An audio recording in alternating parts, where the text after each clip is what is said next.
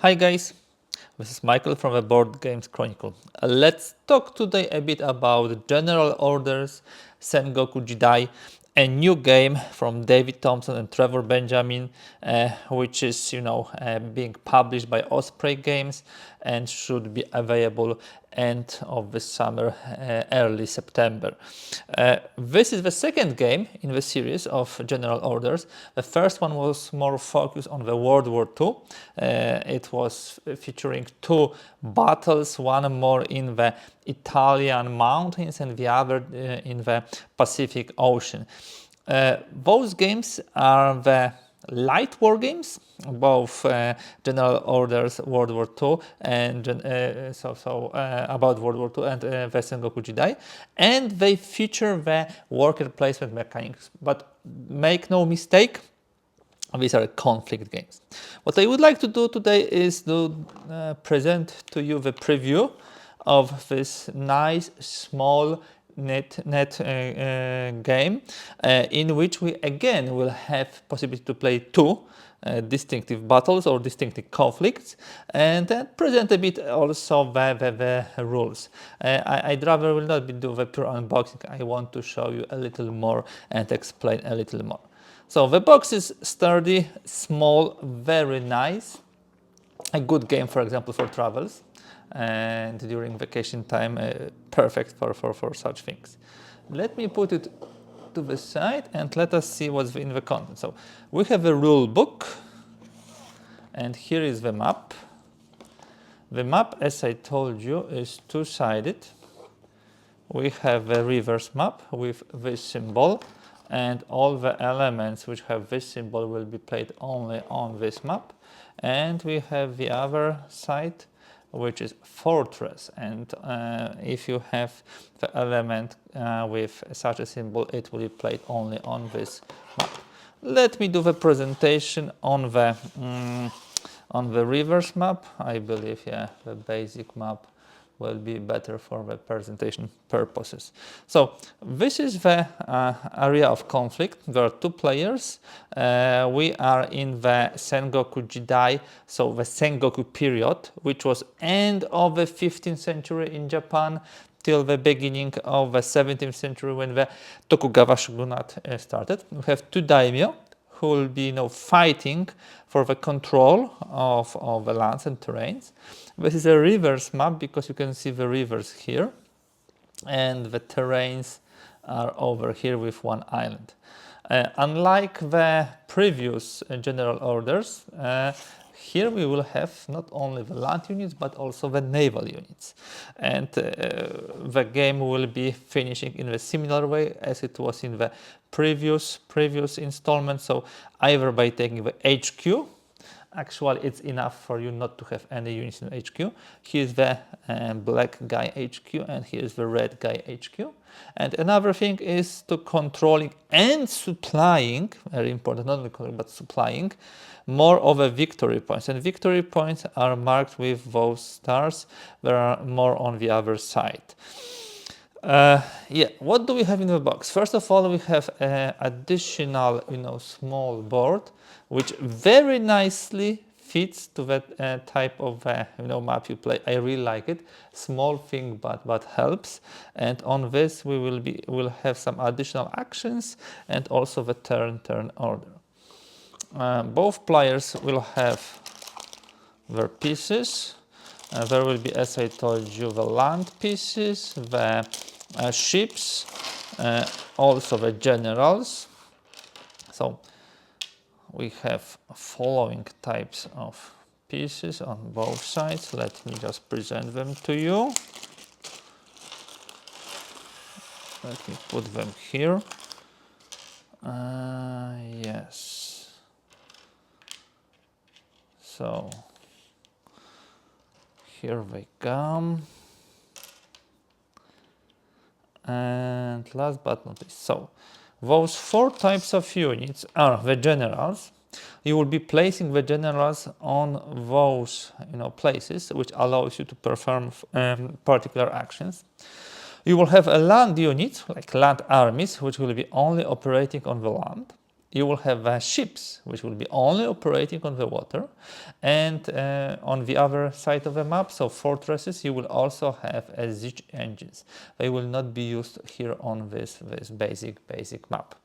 How do we do the setup? We can see the dots. For example, 3 dots here means we put 3 units here.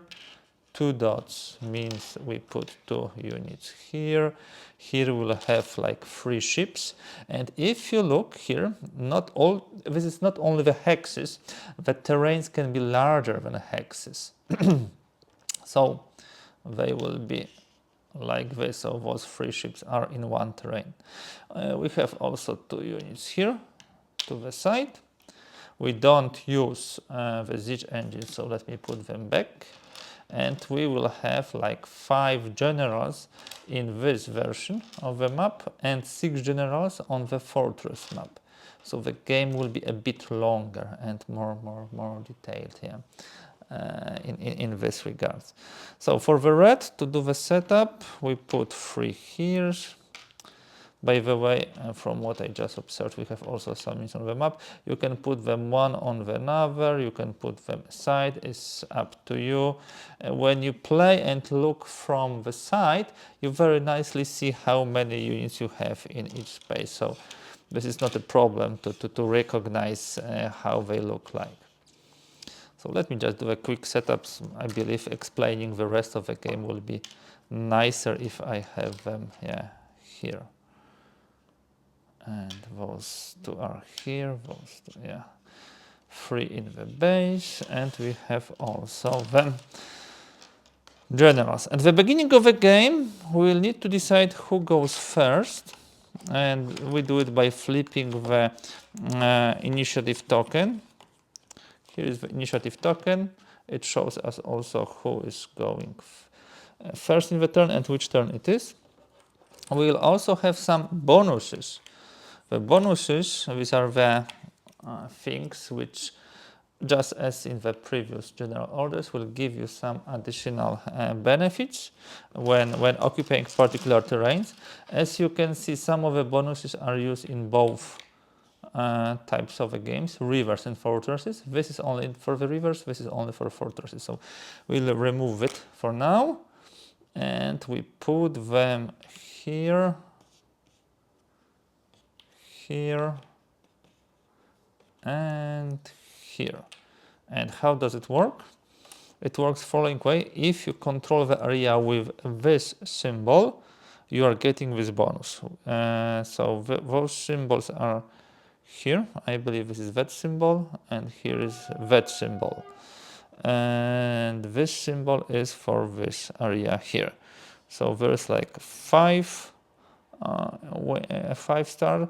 This is a sun, and this is like a moon. So there will be 3 of them. And there are very nice player rates for both players, 2-sided, which explain the bonuses. I will not be going into details. You need to first know the actions, but just like in the previous game, controlling of those spaces. So this space, and this space will be really beneficial for the players. This is not everything as far as the components are concerned, and I believe I have one more of those. It was left in the box. So there is like 1, 2, 3, 4 which are generic and 2 which are specific. We have a dice. Each dice shows you how many hits you can inflict. 1 with 2 hits, I believe 4 with 1 hit, and 1 with 0. You will be rolling this during the play. And also we'll have some cards. Again, 2 types. Those are the cards for the rivers. Those are the cards for the fortresses. And let me put them, for example, here. Just checking if I have not missed any of the important concepts. So one of the important concepts is control. If you have units in the particular area, you control it. in this game, if I remember correctly, you cannot coexist with your enemy in the same area. If you move to the area, you simply fight. Another thing different is the supply. Supply means that you have linked hexes from your HQ to the area. For example, this is in supply because you have here the naval area, the river area which you control, so that is why you can supply this. If we would have such situation, the red player would control it but will not supply it. And as I told you, at the end of a game, you can win by either making sure that there are 0 opponent units in their base. Not necessarily you need to take it over, but you can also win by victory points. But victory points has to be controlled and supplied. So this is important. Now, how do we play the game? We have 5 actions each per turn, so in total like 20 actions. And one player will be taking their general and placing on some of those areas of actions.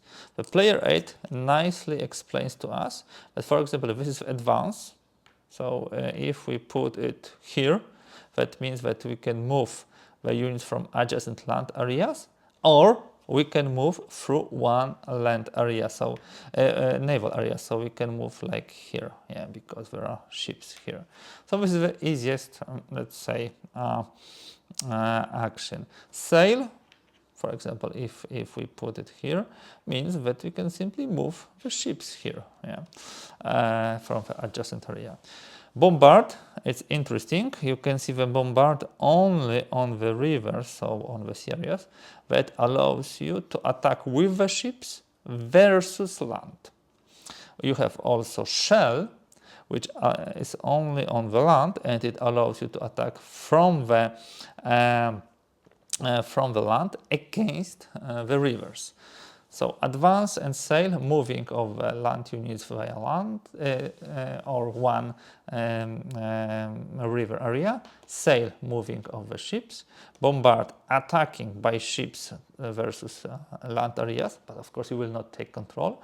Shell, it's attacking from land versus the ships. The siege will be additional action which is only on the fortress, and it allows you with those siege engines, yeah, to attack versus enemies who might be fortified, because there will be fortifications on the other side. Except for the actions which we have here on the map, there are some actions here, the additional actions. There are 3 of them. Reinforce, which allows you to bring the troops, like 6 or 5 troops, land troops. Embark, which allows you to bring 3 or 2 naval units. And plan, which allows you to get 2 cards or 1 card and flip the initiative to your side. Important, I think, is that you can only have your general in one of those 2. You cannot do 2 reinforce, to embark, to plan during one turn.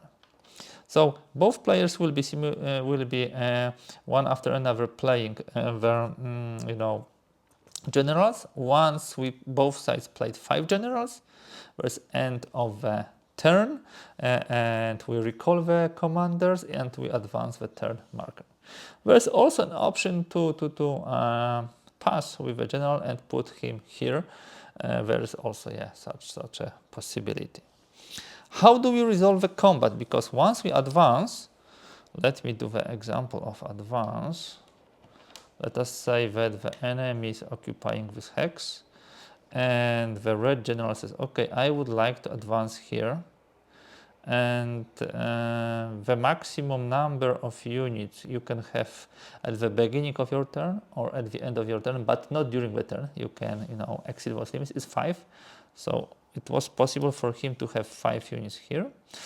For the naval units, the maximum is 3. He can say, okay, I would like to advance here. I need to leave at least 1 unit behind me. That's the rule. That's the rule how it plays. So I moved 4 versus 2.